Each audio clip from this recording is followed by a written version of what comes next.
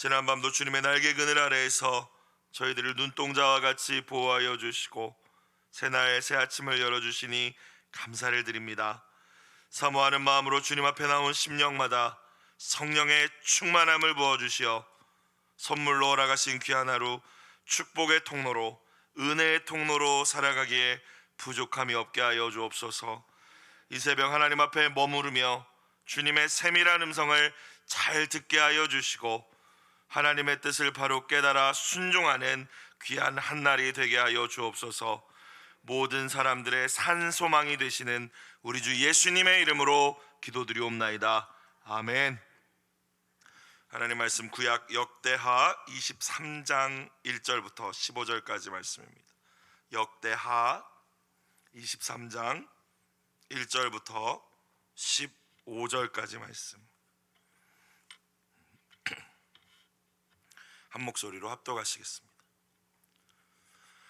제7년에 여호야다가 용기를 내어 백부장 곧 여로함의 아들 아사랴와 여호하난의 아들 이스마엘과 오벳의 아들 아사랴와 아다야의 아들 마아세야와 시그리의 아들 엘리사밧 등과 더불어 언약을 세우매 그들이 유다를 두루 다니며 유다 모든 고을에서 레위 사람들과 이스라엘 족장들을 모아 예루살렘에 이른지라. 온 회중이 하나님의 전에서 왕과 언약을 세우매 여호야다가 무리에게 이르되 여호와께서 다윗의 자손에게 대하여 말씀하신 대로 왕자가 즉위하여야 할지니 이제 너희는 이와 같이 행하라. 너희 제사장들과 레위 사람들 곧 안식일의 당번인 자들의 3분의 1은 문을 지키고 3분의 1은 왕궁에 있고 3분의 1은 기초문에 있고 백성들은 여호와의 전뜰에 있을지라. 제사장들과 수종드는 레위 사람들은 거룩한즉 여호와의 전에 들어오려니와 그 외에 다른 사람은 들어오지 못할 것이니 모든 백성은 여호와께 지켜야 할 바를 지킬지며 레위 사람들은 각각 손에 무기를 잡고 왕을 호위하며 다른 사람이 성전에 들어오거든 죽이고 왕이 출입할 때에 경호할지니라 하니 레위 사람들과 모든 유다 사람들이 제사장 여호야다가 명령한 모든 것을 준행하여 각기 수하의 안식일의 당번인 자와 안식일의 비번인 자들을 거느리고 있었으니 이는 제사장 여호야다가 비번인 자들을 보내지 아니함이더라. 제사장 여호야다가 하나님의 전 안에 있는 다윗 왕의 창과 큰 방패와 작은 방패를 백부장들에게 주고 또 백성들에게 각각 손에 무기를 잡고 왕을 호위하되 성전 오른쪽에서부터 성전 왼쪽까지 제단과 성전 곁에 서게 하고 무리가 왕자를 인도해내어 면류관을 씌우며 율법 책을 주고 세워 왕으로 삼을세. 여호야다와 그의 아들들이 그에게 기름을 붓고 이르기를 왕이여 만세 수를 누리소서 하니라. 아달랴가 백성들이 뛰며 왕을 찬송하는 소리를 듣고 여호와의 전에 들어가서 백성에게 이르러 봄에 왕이 성전 문기둥 곁에 섰고 지휘관들과 나팔수들이 왕의 곁에 모셔서 있으며 그 땅의 모든 백성들이 즐거워하여 나팔을 불며 노래하는 자들은 추악하며 찬송을 인도하는지라. 이에 아달랴가 그의 옷을 찢으며 외치되 반역이로다 반역이로다 하매 제사장 여호야다가 군대를 거느린 백부장들을 불러내어 이르되 반열 밖으로 몰아내라. 그를 따르는 자는 칼로 죽이라 하니 제사장의 이 말은 여호와의 전에 서는 그를 죽이지 말라 함이라. 이에 무리가 그에게 길을 열어주고 그가 왕궁 말문 어귀에 이를 때에 거기서 죽였더라. 아멘. 오늘 말씀 제사장 여호야다가 유다의 지도자들과 함께 왕자 요아스에게 기름을 부어서 유다의 왕으로 세우고 또 아달랴를 처형함으로써 다윗 왕조를 다시 굳건하게 세우는 장면입니다. 1절부터 다시 보겠습니다. 제7년에 오늘 말씀 이렇게 시작되죠. 아달랴 여왕이 유다를 통치한 지 7년이 되는 해. 이 7년이라는 의미가 그런 의미입니다. 아달랴가 누구입니까? 여호사밧을 이어서 유다의 왕위에 올랐던 여호람의 아내였죠.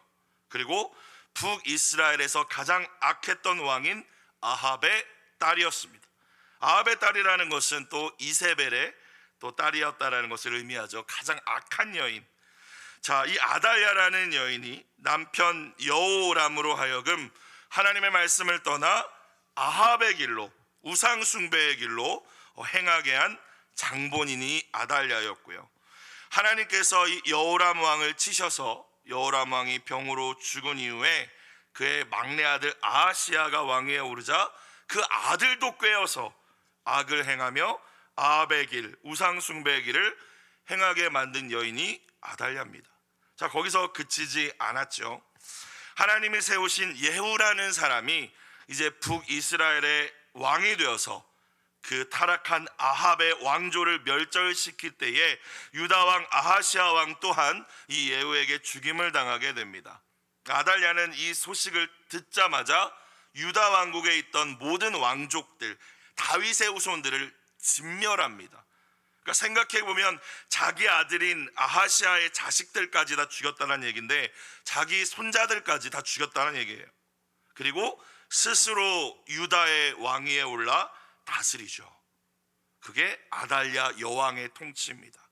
그 아달랴 여왕의 통치 아래 이 하나님의 나라인 유대가, 온 유대가 바알 신앙으로 점차 물들어가고 있었던 시기입니다. 그 시기에 일어난 일이에요. 다윗 왕조가 정말 끊어질 뻔한 이러한 위기 상황 속에서도 하나님께서는 다윗과 맺으신 언약이 무너지지 않도록 은혜를 베풀어 주시는 장면이 오늘 말씀입니다. 말씀을 통하여서 신실하신 하나님이 저와 여러분의 하나님이 되심을 기억하실 수 있기를 주님의 이름으로 축복합니다. 자, 유다 왕 아하시아 왕의 누이이자 제사장 여호야다의 아내였던 여호사밧이 어린 왕자 요아스를 빼냅니다. 자기의 조카였겠죠. 그러니까 다 죽인 줄 알았는데 아기였던 요아스를 빼놓은 거였어요. 근데 하나님의 은혜로 보호하심을 입은 것이겠죠. 그리고 죽임을 당하지 않도록 이제 이 요아스 왕자를 제사장 여호야다의 보호 아래에서 6년 동안 성전에서 숨어 지내게 했습니다. 그 6년은 아마 유다에게는 아주 고통스러운 시간이었을 것 같아요. 아달랴 여왕의 통치 아래 6년이었고 이제 7년째가 되었습니다. 1절입니다. 제 7년에 여호야다가 뭐를 내어? 용기를 내어 백부장들, 군대의 지휘관들, 곧 여로함의 아들 아사랴, 여호야난의 아들 이스마엘, 오벳의 아들 아사랴, 아다야의 아들 마아세야, 시그리의 아들 엘리사밧 등과 더불어 뭐를 세우매? 언약을 세웠다라고 합니다. 뜻을 같이 하기로 맹세하였다라는 거예요. 7년째 되는 해에 대제사장 여호야다가 이제 용기를 내어서 이 5명의 군대 지휘관들과 뜻을 같이 하기로 맹세하였다. 5명의 군대 지휘관의 이름이 등장하죠. 아버지의 이름까지 등장하는 것을 보아 중요한 역할을 했던 인물들이었겠죠. 자, 뜻을 같이 하기로 맹세를 했는데 이것은 제사장 여호야다 개인의 뜻이 아니라 유다를 향한 하나님의 뜻, 그 뜻을 이루기 위하여서 함께 언약을 맺은 것입니다. 맹세를 한 거예요. 그것이 무엇이겠습니까? 다윗 왕의 후손 요아스 왕자를 유다의 왕으로 다시 세움으로써 무너진 다윗 왕조를 세우고 악한 여왕 아달랴를 끌어내리는 것, 그리고 나아가 유다를 하나님의 말씀 위에 세워진 거룩한 나라로 세우는 것, 이 일을 위해서 용기를 내어서 5명의 군대 지휘관들과 뜻을 같이 하기로 맹세하였다. 오늘 말씀이 이렇게 시작되고 있습니다. 사랑하는 여러분, 우리의 가정과 신앙 공동체도 마찬가지입니다. 우리가 하나님의 뜻 가운데 우리의 가정과 신앙 공동체가 세워지기 원한다면, 회복하기를 원한다면, 그리고 그 가운데 우리가 하나님의 뜻을 오늘 말씀 여호야다와 같이 행하기를 원한다면 기억해야 할 것이 있죠. 첫 번째가 무엇입니까? 1절에 등장한 것과 같이 용기를 내시기를 주님의 이름으로 축원합니다. 용기를 내야 합니다. 용기라는 것의 정의를 보니까 옳은 일을 실천하기 위한 마음의 힘입니다. 여기서 옳은 일은 오늘 하나님의 뜻이겠죠.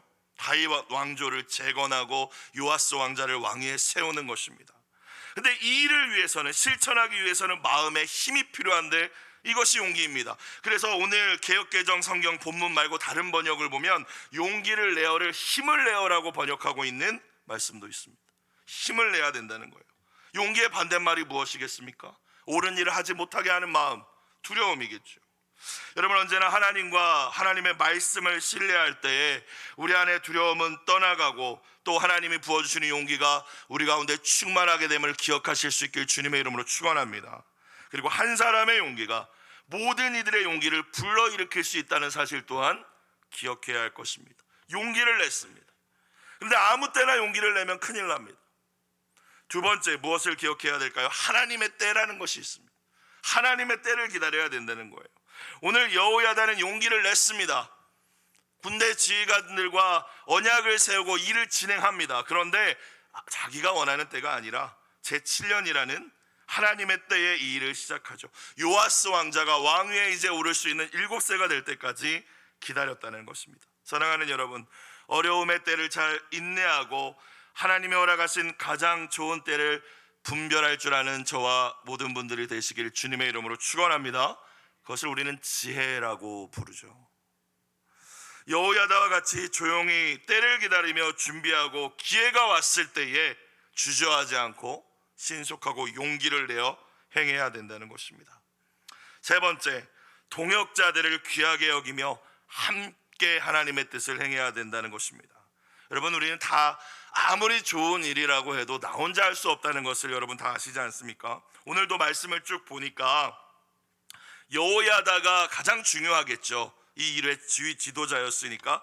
그러나 경건한 군대 지휘관들, 신실한 제사장, 레위 지파 사람들, 정의를 갈망하는 백성들, 여호야다와 다 함께 일어나서 하나님의 약속 안에서 하나가 된 줄로 믿습니다.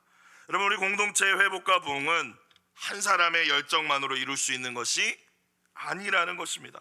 함께 꿈꾸며 기도하는 자들을 언제나 귀하게 여기고 더불어 나가야 할 줄로 믿습니다. 저와 여러분의 공동체가, 우리의 가정과 우리의 신앙 공동체가 그런 공동체가 되길 축복합니다.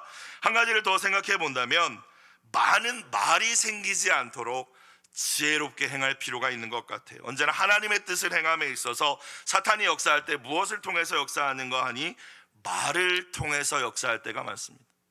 오늘 말씀을 보니까 은밀하고 신속하게 이 요아스 왕자를 왕으로 세우는 일이 진행되지 않습니까? 많은 말이 일을 망칠 때가 있습니다. 물론 말을 해야 될 때가 있고 침묵해야 될 때가 있겠죠. 그건 역시 지혜일 것입니다.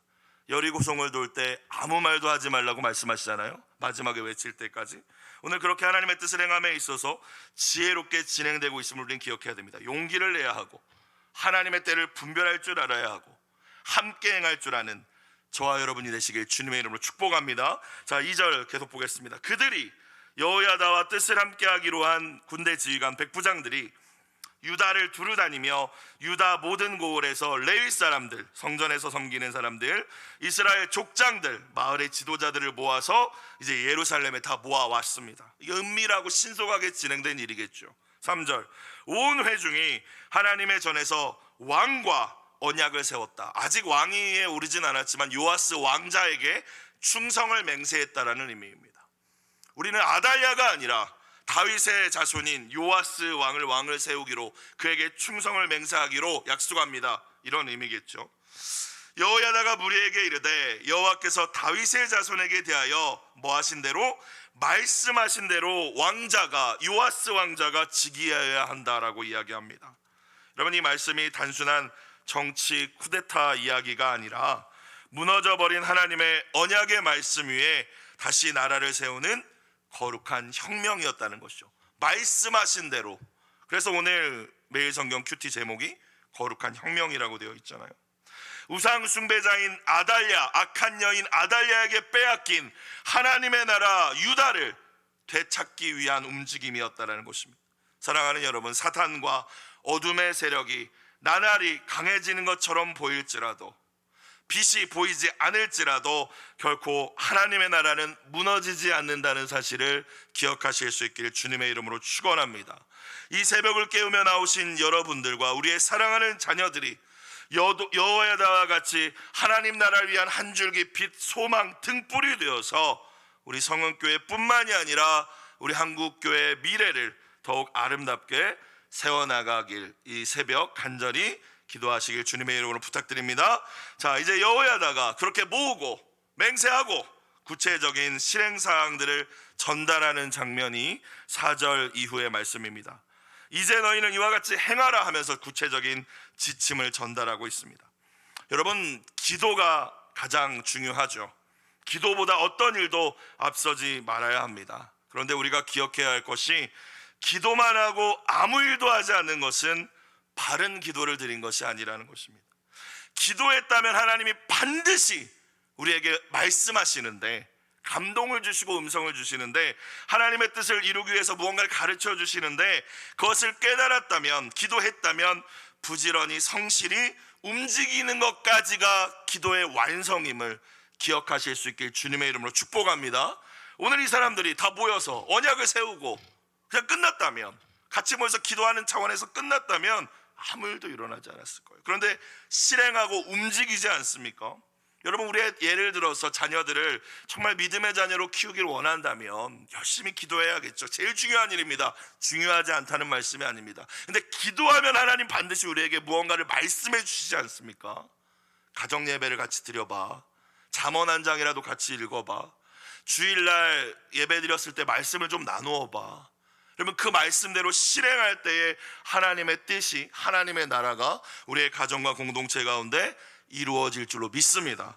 오늘 그렇게 하고 있잖아요. 행합니다. 실행합니다. 일사불란하게 행합니다. 4절, 너희는 이와 같이 행하라. 너희 제사장들과 레위 사람들, 안식일에 당번한 자들의 3분의 1은 문을 지키고, 성전에 많은 문들이 있었잖아요. 지켜야죠. 5절, 3분의 1은 왕궁에 있고 성전 안에도 왕이 머무를 수 있는 공간이 있었다고 합니다. 그걸 의미하는 거예요.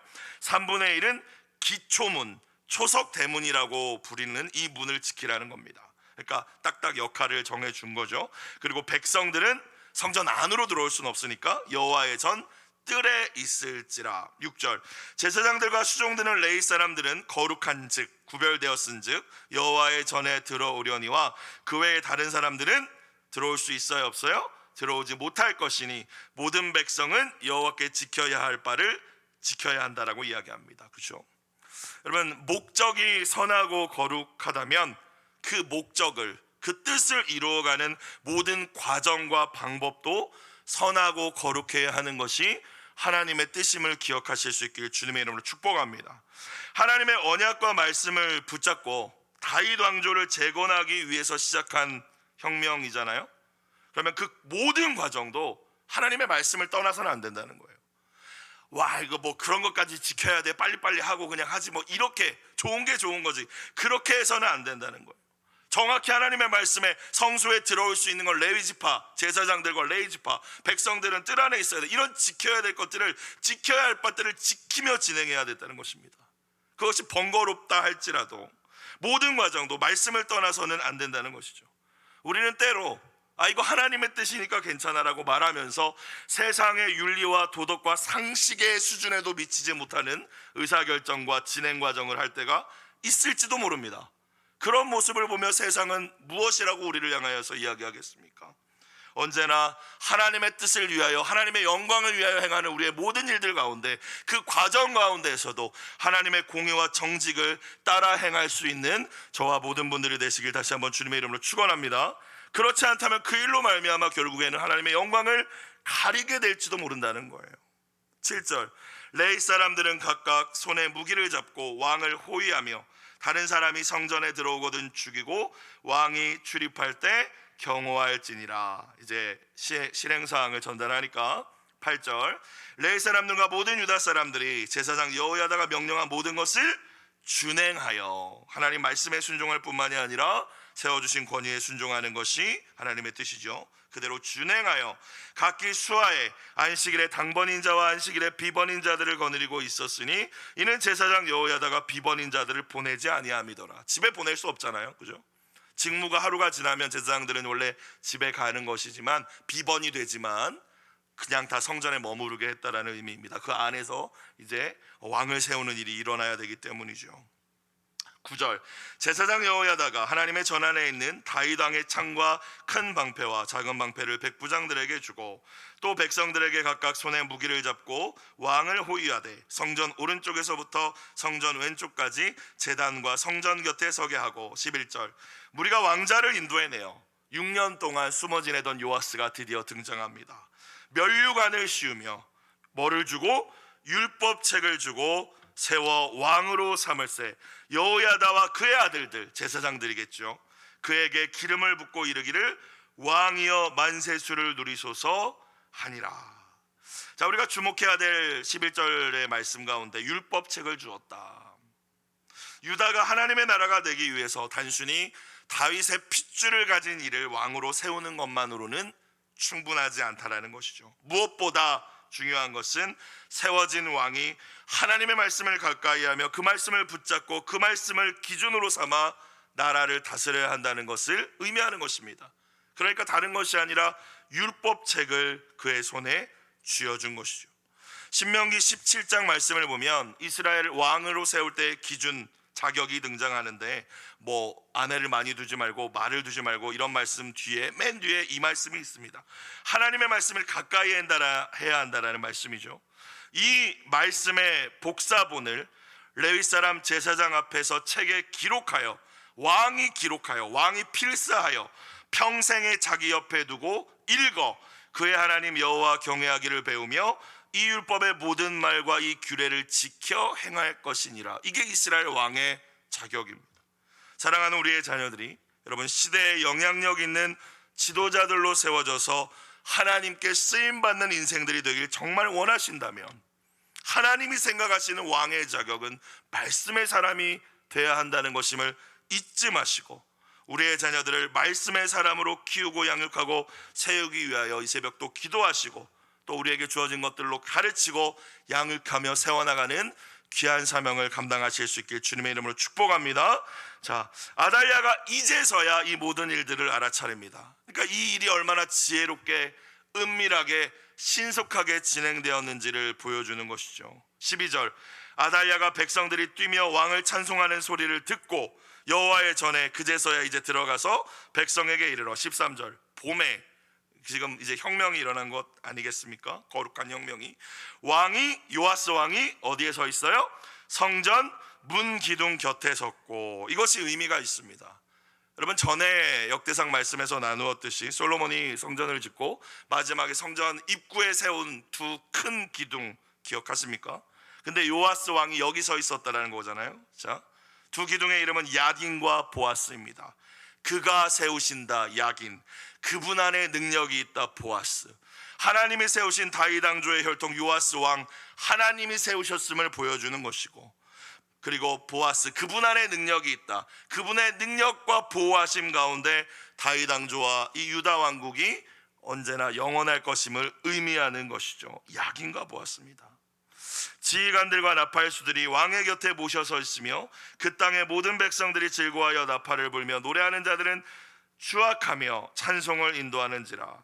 자, 근데 아달랴는 13절 후반부 이에 아달랴가 그의 옷을 찢으며 외치되 반역이로다 반역이로다 외칩니다. 내로남불이라는 말을 아시죠? 내가 하면 로맨스고 남이 하면 불륜이라는 거죠. 사실 진짜 반역자는 아달랴입니다. 하나님의 언약 위에 세워진 유다를 우상 숭배의 나라로 타락시켜버리고 또 다윗 왕조를 무너뜨리기 위해서 자기 손주들까지 다 죽이고 스스로 왕위에 오른 아달랴야말로 만왕의 왕 되신 하나님을 대적하고 반역한 자 아니겠습니까? 우리는 말씀을 읽으면 언제나 선한 편을 우리에게 적용할 때가 있는데 저와 여러분의 모습 가운데 반역자 아달랴의 모습이 있지는 않은지 이 새벽 돌아보고 회개하실 수 있길 주의 이름으로 축원합니다. 누군가의 하나님을 거스른 죄나 어떤 연약함을 보곤 반역이다 하지만 진짜 반역자는 나일 수 있다라는 것이죠. 14절 제사장 여호야다가 군대를 거느린 백부장들을 불러내어 이르되 반열 밖으로 몰아내라. 그를 따르는 자는 칼로 죽이라 하니 제사장의 이 말은 여호와의 전에서는 그를 죽이지 말라 함이라. 15절 이에 무리가 그에게 길을 열어주고 그가 왕궁 말문 어귀에 이를 때에 거기서 죽였더라. 하나님 나라에서 스스로 왕이 되어 하나님의 통치를 회방했던 자의 비참한 결말입니다. 교회의 머리는 우리 주님 예수님이심을 기억하실 수 있길 주님의 이름으로 축원합니다. 우리 스스로가 신앙 공동체의 왕이 되려 해서도 안 되고 또 누군가 가짜 왕의 행세를 하도록 내버려 두어서도 안 될 것입니다. 오늘 본문은 15절까지지만 이하 16절 이하의 말씀을 보면 이제 제사장 여호야다가 요아스를 왕으로 세운 이후에 자기와 왕과 유다 온 백성을 다시 하나님의 백성이 되기로 언약을 다시 세우고 온 유다 땅에 퍼져 있는 유다의 산당들을 다 부수고 바알의 제사장들을 죽임으로 우상을 제거하고 또 모세의 율법과 다윗의 규례에 따라서 성전의 모든 예배와 직무를 재정비하고 회복하는 장면이 이어집니다. 그리고 그 결과 21절에 가서 보면 그 땅의 모든 백성이 즐거워하고 성중이 평온하더라. 아달랴를 무리가 칼로 죽였었더라 라고 마무리되고 있습니다. 사랑하는 여러분, 오늘 말씀을 기억하시고 오늘도 우리가 어느 공동체에 속해 있든지 어느 자리에 있든지 여호야다와 같은 등불과 같은 사람이 되어서 하나님의 거룩한 뜻을 일으키는데 용기를 내어서 실천하며 행하며 나아갈 수 있는 모든 분들이 다 되시기를 주님의 이름으로 축복합니다. 오늘 매일 성경 기도 제목 이렇게 나와 있네요. 권력에 굴복하지 않고 하나님의 말씀에 충성할 수 있도록 용기를 주소서. 이 기도 제목으로 기도하는 이 새벽이 되시기를 축원합니다. 기도드리겠습니다. 사랑과 은혜가 풍성하신 하나님 아버지, 저희들에게도 여호야다에게 주셨던 지혜와 용기를 주시고 또 같은 뜻을 품은 많은 동역자들을 세워주셔서 저희들의 신앙 공동체를 하나님의 말씀 위에 바로 세워나갈 수 있게 하여 주시옵소서. 아무리 절망적인 현실이라고 할지라도 오늘도 그 가운데 일하고 계시는 하나님을 신뢰하게 하여 주시고 인내하며 하나님의 때를 기다릴 줄 아는 믿음과 지혜 또한 저희에게 더하여 주옵소서. 예물 드린 손길을 기억하여 주시고 눈물로 올려드린 간절한 기도의 제목에 주님 선하게 응답하여 주옵소서. 우리 주 예수님의 이름으로 기도드리옵나이다. 아멘.